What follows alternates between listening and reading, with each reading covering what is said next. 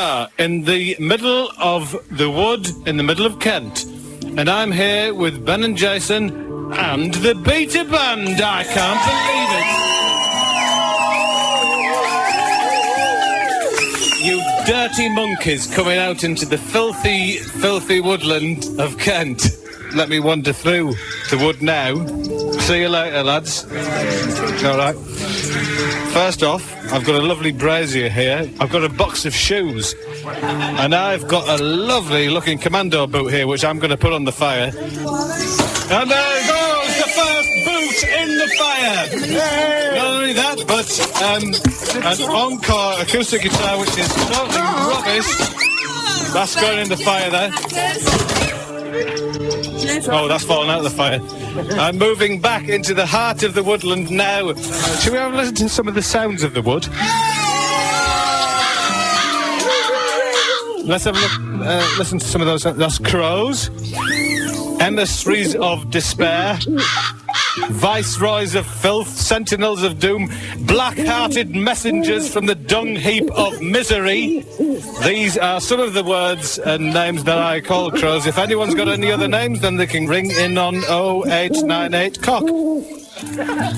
What else have we got in the wood? Any other sounds? An owl. Not particularly interesting, that, is it? Any other sounds? What's that? That's seals. Seals do a lot of damage to bark with their wetness as they rub themselves up against it, and they stink as well, don't they? You've probably come across that, haven't you? And what else have we got here deep in the wood? Let's have a look around. It's Elliot Smith. January the 4th. I awoke and heard cockneys downstairs. I hid behind the door and heard them talking in the living room. Then one of them let out a blood-curdling scream. I ran with my baton to confront them. What a fool I felt. It was the EastEnders on television. I apologised to them and explained the situation, and after 20 minutes or so, they went away and were replaced by Anne Robertson and Alice Beer. I felt quite stupid, although the blood-curdling scream had actually curdled my blood and stopped it from travelling around my body successfully, which was a bore. So I composed a letter to the cast of EastEnders informing them that I would shortly be seeing them and suing them for curdling my blood, and that I would be seeking compensation in form of money and a blood transfusion. Nightmares on wax. I had a nightmare in a candle shop once, referring to wax. I was chased around by a kind of leopard who then proceeded to eat me legs. You know what I mean? Yeah, what a nightmare that was. Then I woke up. That'll teach me to fall asleep with me head in the aromatherapy candles. Nightmares on wax. Come from Devon. They're all bin men, aged about 55, and they create all their sounds on wheelie bins. Anyway, an anagram of their name, Nightmares on Wax, is Sex Marathon Wing, which is part of a hospital you may have treatment in if you've indulged fervently in the old in-out hanky-panky meat and two veg or rumpo. Anyone ever been in one of those wings? Yeah. Yeah, you have. Yeah. Anyone here like Todd Rundgren? Never heard of him. You've never heard of Todd Rundgren? I can't believe it. Here's Todd Rundgren. January the 17th. I awake to find tiny baby snakes on my head. But after further investigation, find that it is merely my hair, which disappoints me tremendously. Although the thought of charming baby snakes into new and exciting hairstyles with a flute thrilled me. Never mind, I have recently discovered a new snake in my trousers, which seems to react to kindness and equally threats. January the 24th. Today is my birthday, so I celebrate the good news by soiling my underwear in a carefree manner, striking many different poses as I did so. First this stance, now this shape. The concurring movements and outer limits of my bowel evacuation I strode about triumphantly and filled with dirty glee, undergarment warfare, a blitzkrieg on besmirched boxes. With a burnt-out bottom, I went into the snow to carry out my work. It was chill underfoot. The glistening particles melted beneath my hot feet, which now resembled burgers following my tack on them with a welding torch in the early hours.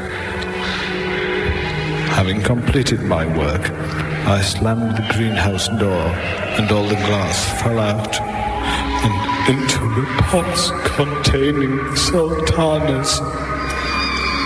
So I spent the next 7 hours picking it out and sellotaping the glass back together and replacing it into the frames.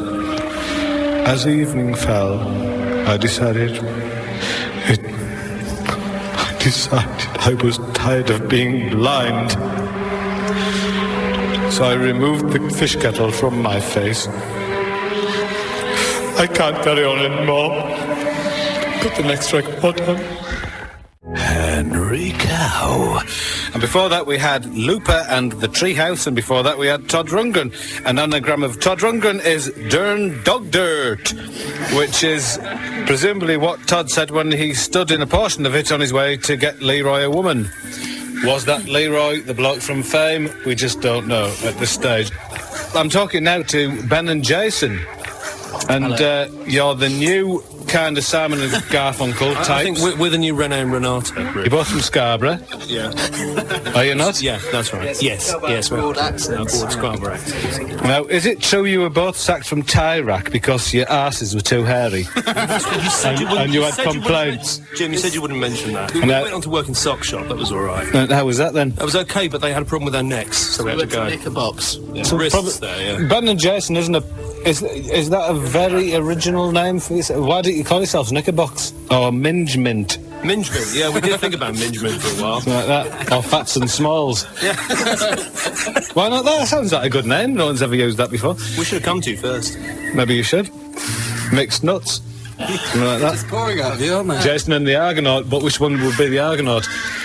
Now, if you were in your tent at night, out camping, and a 4 to 5 foot rabbit came in after your bacon, would you just let him have it, or would you fight him to the death?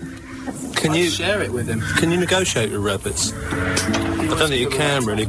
Is it true you own, and I'm talking to you, Jason. Yeah. Is it true you own a classic 1975 rally pushbike with Sturmey Archer gears that you adore so much that you make sweet, gentle love to it every night in front of a roaring log fire?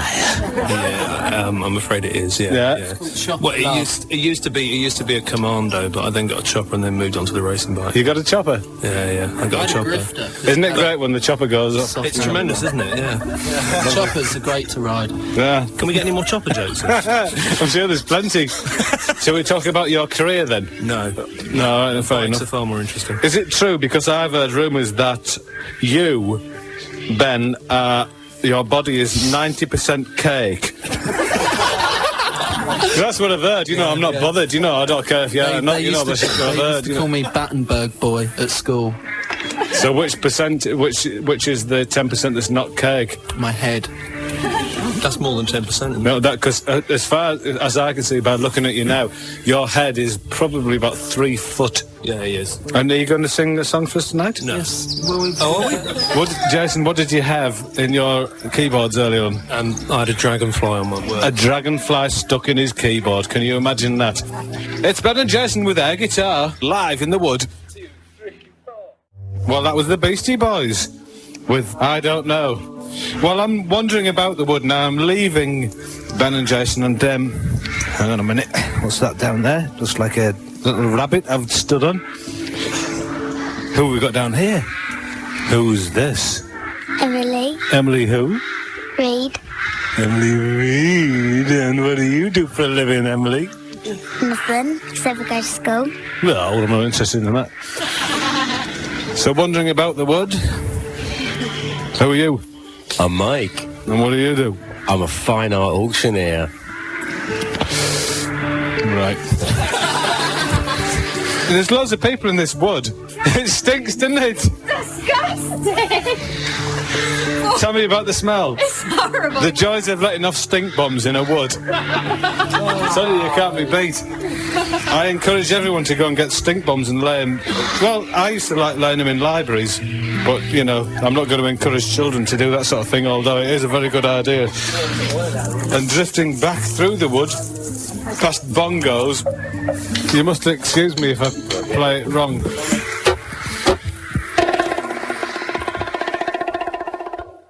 Method Man, anyone enjoy that? Yeah. Anyone like ABBA? Yeah, very much. Right, here comes the ABBA story. ABBA come from Norway. They were brewed in a mysterious fjord by the explorer Amundsen in a bid to finally destroy the guns of Navarone. On realising their lack of potential as valid weapons to strike at the heart of the Third Reich, they were bought by Dr. Skoll Footwear and taught how to sing music. They became the Netherlands' biggest export, bar bacon, and sang a number of songs. They blew up in 1982. 40 years too late, the only survivor was Benny, who, as his nose was too high to ignite the neutrons. His nose is high, isn't it? He's got a high nose. Hasn't Benny got a high nose? Very high nose. He's a weird pig, isn't he? Yeah. Like Kevin Bacon. Richard and Linda Thompson. Here we are in the heart of the wood, and we can listen to animals mating here in the wood. And over there in the far corner, it sounds to me like Ima Sumac attempting to mate with, is it Pavarotti or is it, the other bloke? There was the other fella. Not Meatloaf, no. Oh, there she goes. She's clearly sending out a mating call to one dark area of the wood. And there he is, at the other corner of the wood, with his return call. They're getting nearer. Oh, yes, almost within 50 yards of each other now. Oh, he certainly seems very rampant, and she's very keen as well. Rarely has this ever been seen, the mating between Ima Sumac and Pavarotti in the middle of a wood. And never will it be seen again after that. Propel heads deep in the heart of the wood. And we are deep in the heart of the wood.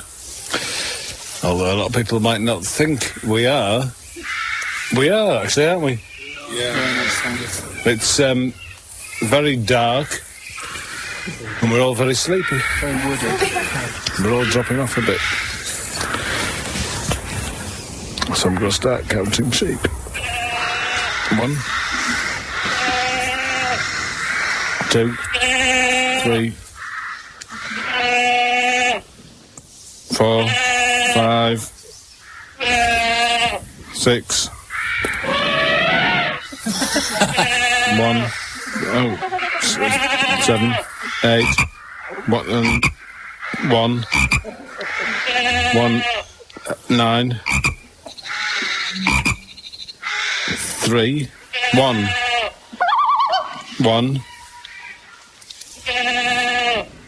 10, 2, 11, 2, 3, 4, 5, 6, 7, 8, 12, 13, 8, 4. Look, if I'm going to start counting stuff in order to go to sleep, then you're going to have to decide on what I'm going to count. The clock has taken the wood. Right. You. Richard from the Beta Band. If you wanted to go to sleep, if you're having trouble going to sleep, what would you do? Count mackerel. Would you not masturbate yourself gently into slumber? Definitely, yeah. Did gentlemen generally do that? The gentlemen that I know do, yeah. And what about you, Jason? You look like a classic example of that sort of behaviour. You're very kind, Vic, yeah. No, I count newsreaders. No, you do not. Yeah, You I just do, yeah, masturbate yourself throughout the night. You're right. If I could look at anybody and say, you are a classic masturbator, I think, Jason, you would be first on my list in this crowd around here now. Can't tell you how flattered I am, Vic. Yeah, but I'm right, aren't I? I think if I was looking at a secret one, it'd be Bob. Yeah, look, Bob from the Beta Band is hiding his face, hiding his beard and his chin. You're quite heavily bearded, aren't you? Can I just put my hand under your beard? Please do. Testicles.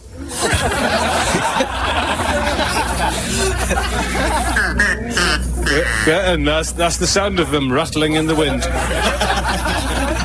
Right, we're going to have one of my... Oh, I love this woman. I think she's so fantastic and fine. Who likes Carly and Anderson? All the people in the wood. Squawk, clash, scree, grun, smelt, clash. I heard above my chimney as I arose from my night bed. At first, I thought it to be iron pans moving inside the chimney. But no, there was no kitchenware in that chimney today. I know what it will be, I barked to myself. It must be the roof scratching its tiles together in an attempt to have a conversation with the sun, or some airborne globe, or something else. I went outside to quantify my judgment, only to see two eagles in an aerial battle to the death. The fight appeared to be over the ownership of a scratch card that I noticed on the ground. Either that or it was territory. We just don't know. Who knows? That was The Fall. Such sensitive. And The Fall fantastic. Does everyone agree? Yeah. I met Mark Smith at the Phoenix Festival, and I went backstage and I knocked on one of those sort of toilet type rooms that people live in around the back of festivals, and I knocked on the door, and one of The Fall came out, and I said, "Is Mark in there?" And they said, "No, he's round the back." And behind the back of the porter cabin, and between that and the wall, this corrugated iron wall, was a load of pallets, and he was asleep on these pallets. Why he didn't go to sleep in the porter cabin, I don't know. He went to sleep on the pallets, and I knocked him up, and he was very polite. Who slept? You dirty old Beta Band, you must have slept in some dirty places. Yeah, I have, yeah. Where have you slept then, Richard? Well, I woke up once with Russell Grant. Did you? Yeah. It wasn't in the fish and chip shop, was it? No, it was at his house, in his city. With Russell Grant? Yeah. What? Did he invite you into his house? I had no idea. I don't know how I got there or anything. I just woke up laying on top of him in the morning. Is this true? Yeah. He was like, it was a settee, but obviously he's quite a big chap, so like... Am I supposed to believe this or not? You can believe what you like, but it's true. Well, I'm going to believe it, and so will the world, news of the world as well, presumably. In 6 months' time, when you're very popular, and you'll wish that you'd never said that. No, about Junior Mason, you must have slept in some dirty old... Actually, you're quite clean. Now, the Beta Band are all a bit bearded, apart from Junior Mason. I started it in there. Who sings and is quite clean. So did you go around gathering dirty old blokes?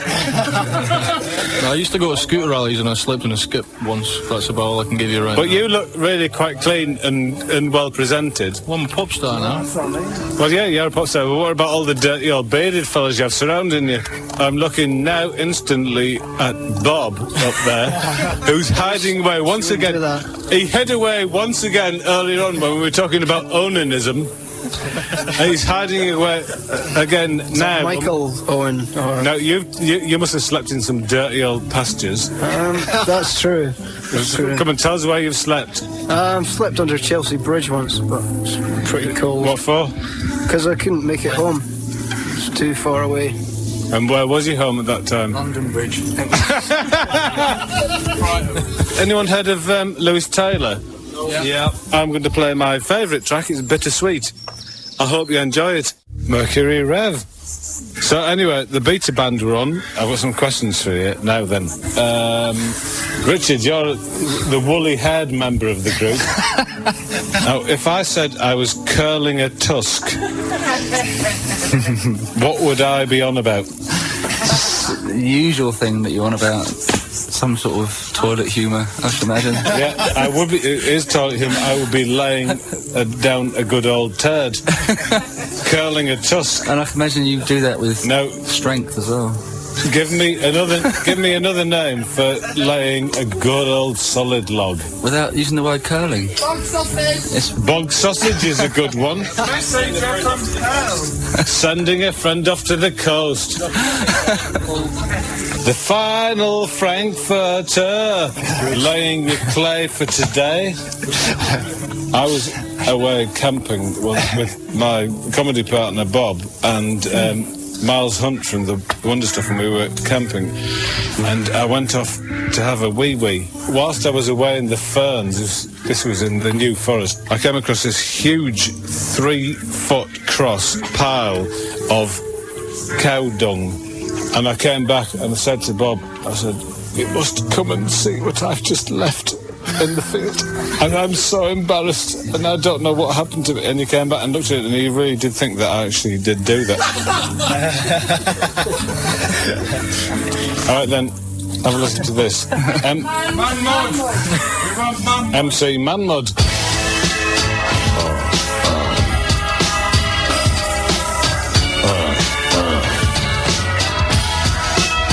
Baby, help me get this laid. I'm the Prince of Mints.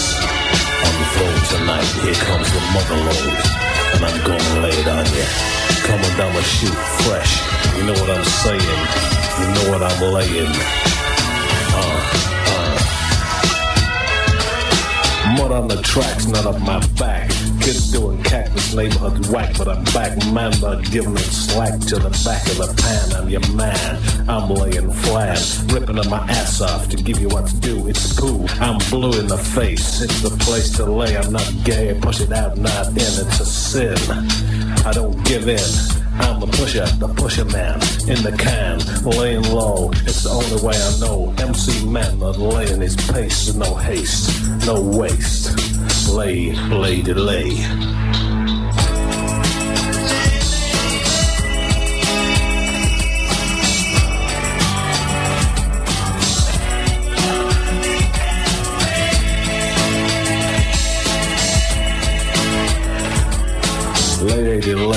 Lay it my way all day. Pump up the volume, dump up the volume, lay it on the leather. Whatever the weather, in my car in the back seat, lay your meat. That sweet is a treat, can't be beat, full of wheat. MC Manmud treat you right, taking your shite serious. But let's see your banger, your cliffhanger. Ooh baby, that's a wang danger. Lay.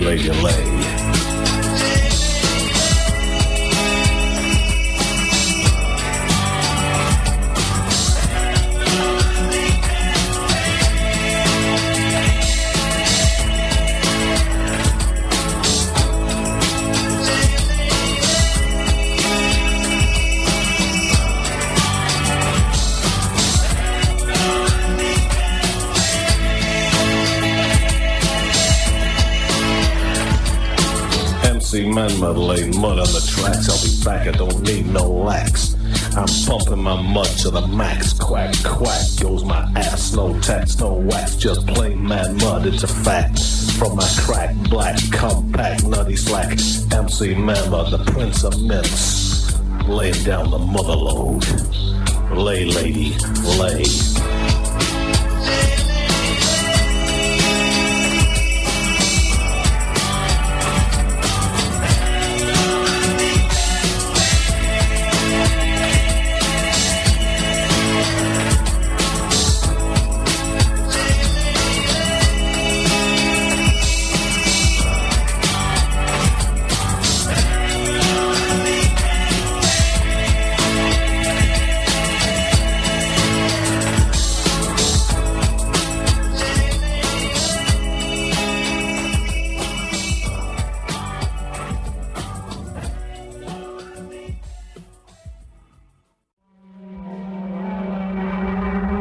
January the 20th. Today, my house is surrounded by crows, who I believe want to murder me and take me away to that evil master. Here are some of the names I've given them. Yeomans of filth, the hooded sentinels of Satan's gallery, dirt beagles, filthy couriers of the grave, bastards. They came at noon and perched on my shovels, wishing me ill with their persistent haw, haw, haw, winking their black button eyeballs at me and doing a kind of Lindy hop on their shovels. It is night now, and I am relieved to discover it isn't me they want, but the carrion I've been eating and discarding outside the house.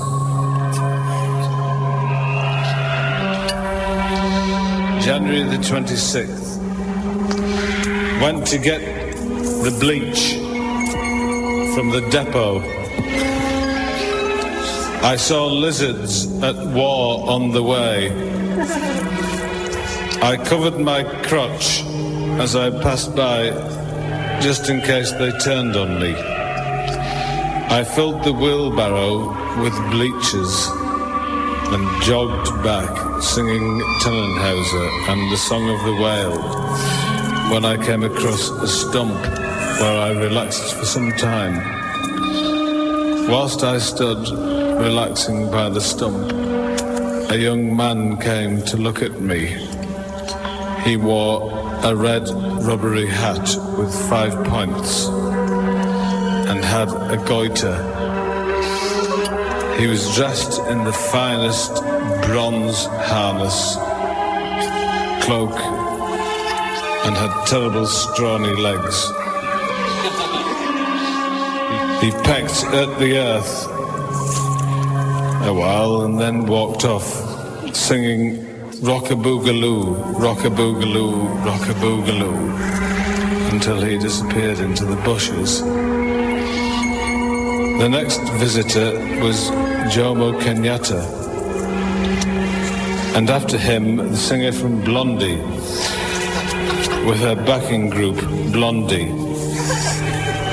When I got home, I put the bleachers into the test tubes and stored them away in my secret labyrinth and settled down for dinner with Blondie.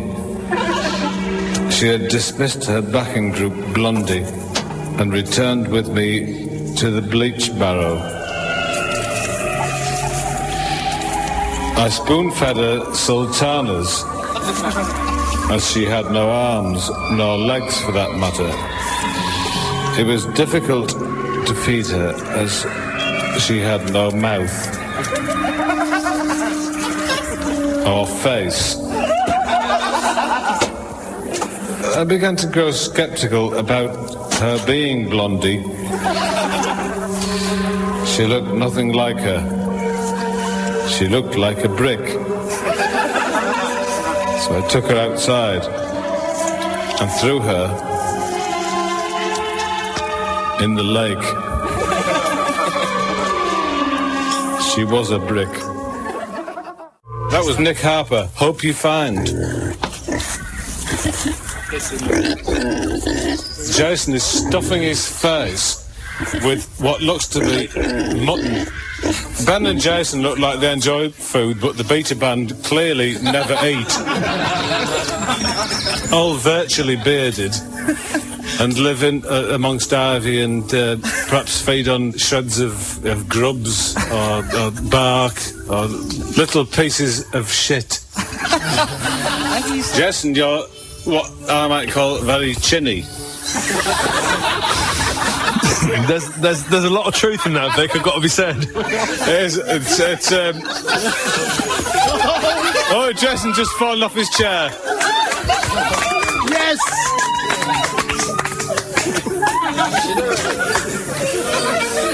It's the weight of the chin.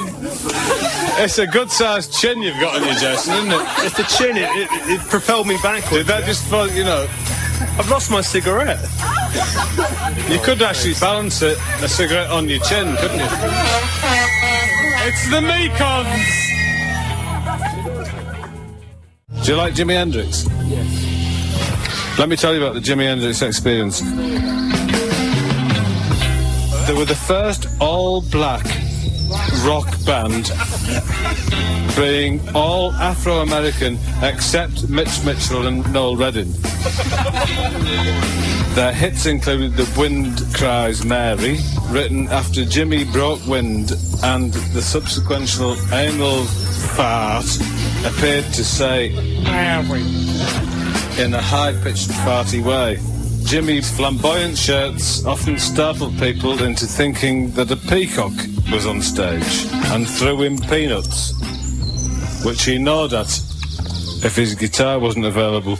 The other two were drab in comparison, and when Jimmy sadly died in 1970, Mitch went back to being the monkey in Supercar and Noel the DJ and host of House Party. Well, that was a lovely song, wasn't it? It was Underworld. Who are you? Jonathan. And what do you do? I play drums for Ben and Jason. And did you enjoy your drumming? Enjoy my drumming. Which beat did you enjoy the most? All of them. Have you got a favourite beat? No. Jonathan, I can clearly see why you're the drummer and not the lead singer. Who are you? You know I am. I know you are. You're Christine, the hairdresser. See all the people who come into the wood? We enjoy singing them all here. And you are? Isabel. No, you're not. Who are you? Isabel.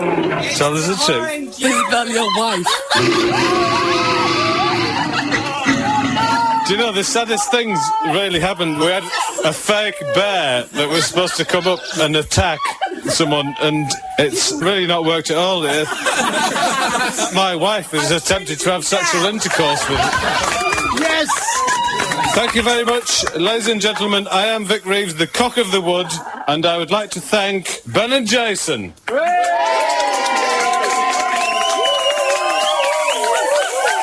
their lovely acoustic renderings, and of course the Beta Band!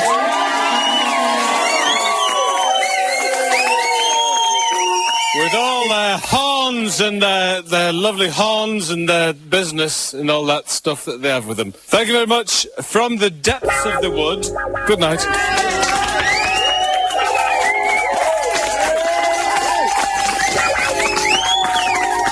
Well, we must do it again sometime. Perhaps next time on the beach.